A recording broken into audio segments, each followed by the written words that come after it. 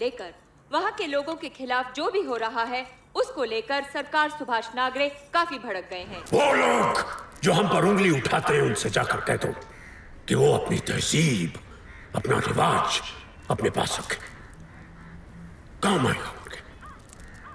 हमें मत सिखाओ, हम अपनी मर्जी से जीते हैं। हम कुर्बानी के बकरे नहीं हैं, हमें कोई बलि नहीं चढ़ा सकता। हमें अपनी मर्जी से जीना है, अपनी मर्जी से। सरकार! सरकार! सारी जमीन हमारी है, इसी पर हम पैदा हुए, यही हमारा पसंद है, यही पर मौत। इस जमीन पर ही हमारे जीवन का सफर है। इस जमीन पर हम जिंदगी के रास्ते बनाते आए हैं, अपनी मर्जी से, अपनी मेहनत से। किसी का एहसान नहीं रखते हम, यही हमारी दौलत है। सुभाष नागरे! सुभाष नागरे! लोग मेरी वेशभूषा पर टिप्पणी करते हैं, स्वामियों जैसी। वो कहते हैं कि हाथ में आप माला पहनते हैं, आपके मुंह से इस तरह की भाषा शोभा नहीं देती। सही कहते हैं। मत भूलिए कि अगर एक हाथ में माला है तो दूसरे हाथ में भाला है। सरकार! नागरे! अच्छा काम करोगे तो उसी तरह उसका स्वागत होगा, नहीं करोगे तो हम अपने तरीके से उसका स्वागत करेंगे। सरकार!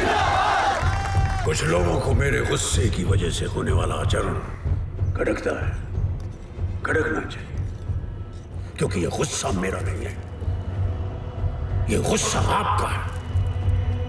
सरकार! सरकार! अतीत में ऐसा होता आया है कि जब भी एक सिस्टम धोखा देता है उसके खिलाफ गुस्से की, विरोध की एक ताकत पैदा होती है। मैं तो बस आपके उस गुस्से, उस विरोध का एक चेहरा हूं, बस, और कुछ नहीं। सरकार! सरकार! और जब मैं ऐसा करता हूं तो फिर बदनामी करते हैं, गुंडा कहते हैं मुझे, डिक्टेटर कहते हैं। अब पत्थर मारोगे तो कीचड़ तोड़ेगा। हमारा वजूद हमारी ताकत है, हमारी शक्ति है, इसे आपको मजबूत रखना है। यही आपकी विरासत है, आपकी विरासत है ये। इसे हमेशा आजाद रखना चाहिए। सुभाष नागरे! सुभाष नागरे! यहां पर, इस मंच पर एक सुभाष नागरे नहीं है। जो भी मेरी इस सोच को समझता है वो सब सुभाष नागरे, तुम सब सुभाष नागरे हो। कल मैं रहूं या ना रहूं, जीऊं या ना जीऊं, तो क्या कोई फर्क नहीं पड़ता, क्योंकि मेरी ये अमानत आप हैं, मेरी वसीयत आप हैं, मेरी सरकार आप हैं।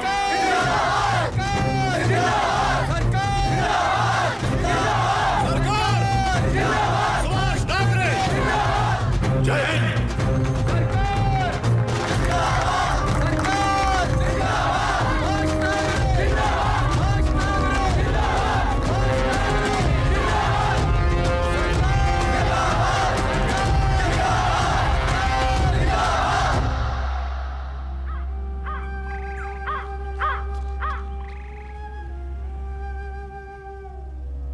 उसका नाम गांधी है सरकार। मेरा ऐसा मानना है कि जो प्रोजेक्ट लेकर आपके पास आ रहा है वो महाराष्ट्र के लिए, खासकर मुंबई के लिए बहुत अच्छा रहेगा। कौन है गांधी? सरकार, जानकारी के अनुसार बहुत बड़े बड़े बिजनेसमैन हैं उसके पीछे। हमारे साथ तो नहीं, लेकिन दूसरों के साथ बड़े बड़े प्रोजेक्ट्स किए हैं उसने। सुना है कि सीमेंट लॉबी का बहुत पैसा है उसके साथ। कई पॉलिटिशियंस भी उसके साथ मिले हुए हैं। ताकत तो है, लेकिन हमारे पास आ रहा है तो कोई खास कारण होगा।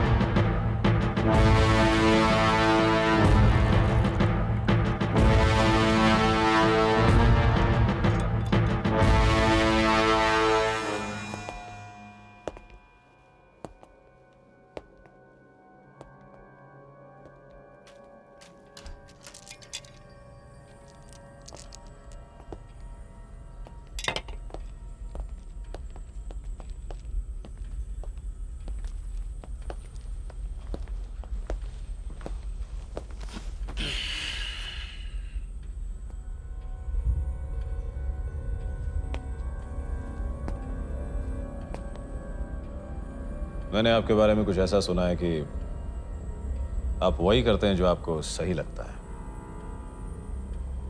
मैं भी कुछ वैसा ही हूं।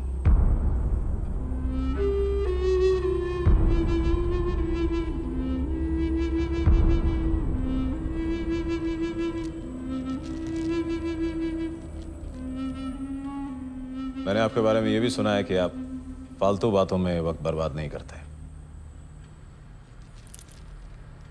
आप कर रहे हैं।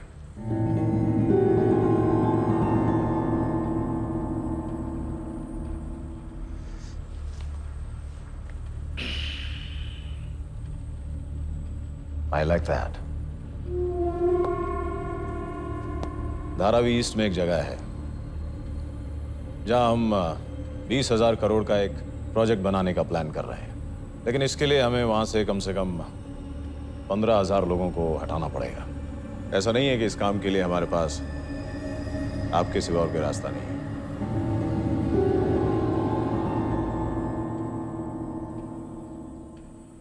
लेकिन आपके होने से हमारा ये काम थोड़ा आसान हो जाएगा। सरकार होने के नाते उन लोगों पर आपकी पकड़ काफी मजबूत होगी। आप मान गए तो हम दोनों के बीच कुछ अरेंजमेंट हो सकता है। इसमें अरेंजमेंट की क्या बात है? उन लोगों को निकालना है तो उनके लिए कोई दूसरा इंतजाम कर दो। मुनाफा कट जाएगा हमारा। हम बिजनेसमैन हैं और हमें लीडर बनने का कोई शौक नहीं है। अगर वही करना होता तो फिर आपके पास आने की क्या जरूरत थी? आप कुछ ऐसा ऑफर कीजिए जिससे हम दोनों का कुछ हो जाए।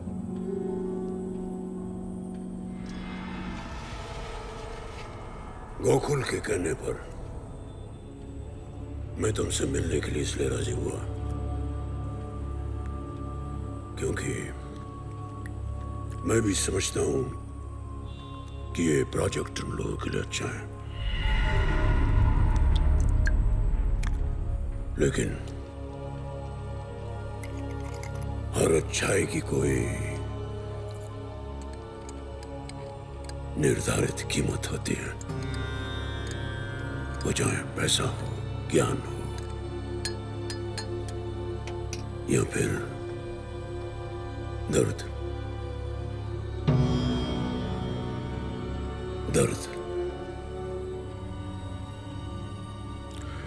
उन लोगों को वहां से निकालोगे तो दर्द तो हो गई, और दर्द की कीमत चुकानी पड़ती है।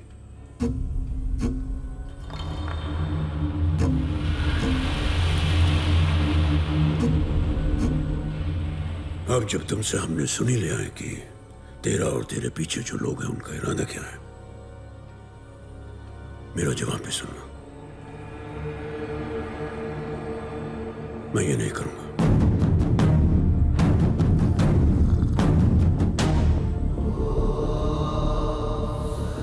जैसा कि मैंने कहा, आप ही नहीं हैं जो हमारा ये काम कर सके।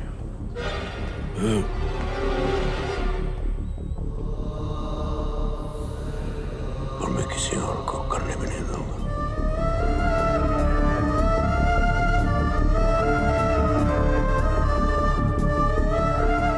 ठीक है, मैंने सोचा ऐसा कुछ हो जाए जहां हम दोनों का कुछ फायदा हो। वैसे अगर आपको थोड़ा ज्यादा चाहिए तो मैं शायद अपने पार्टनर से बात।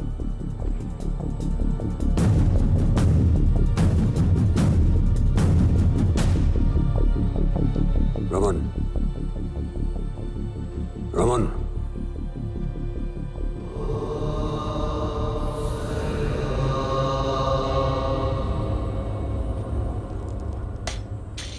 मैंने अपना जवाब दे दिया।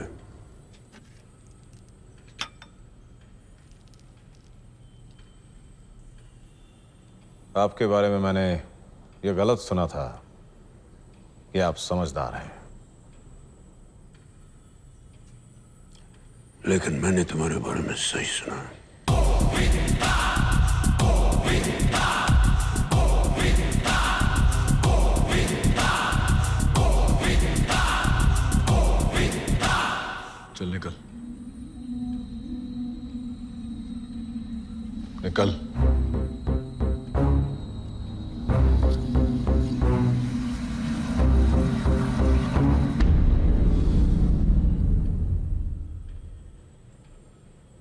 Love you.